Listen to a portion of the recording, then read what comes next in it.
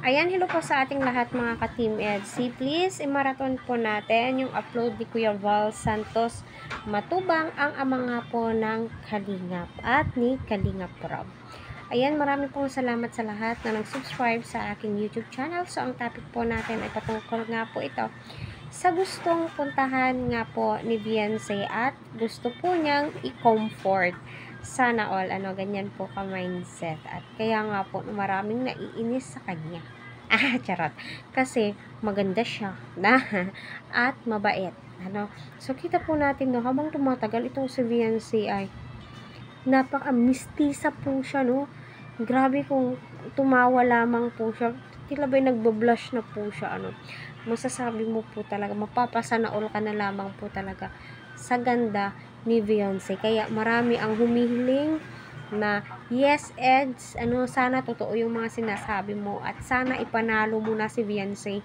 Huwag mo nang pakawalan at i-prove mo sa mga supporters ng EDSI, Team Nation at mga nagmamaraton, para sa ganun naman ang masasabi po natin. May forever sa Kalingap, Ika nga ni Beyonce sa video ni Kuya Val Santos Matubang, idolize at inspirasyon. Wala naman pong masama doon.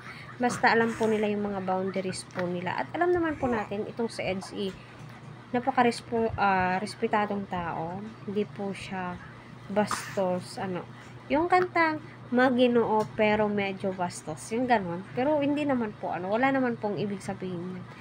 Di ba, yun po yung mga gusto ng mga millennials, di ba? Para sa akin lang po, So, sino nga ba yung gustong puntahan, bisitahin, i-comfort ni Beyonce? Panoorin po natin. Oo, mag-isa lang ako dun. Gusto mo samahan kita? Pwede naman. Joke lang.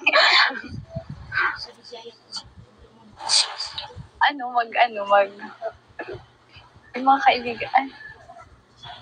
Yung mga kaibigan mo, di ba? May mga kaibigan ka naman. Lahat naman sila may may kompleto pa. Yan. Saan ka ba ate dyan sa baso? Barangay San Jose. Hindi ko pa kasi alam Bibisitahin kita. Pag may time ka. Pag may time. Bibisitahin. Ate Joy, yung sa Pariso baka lumamig.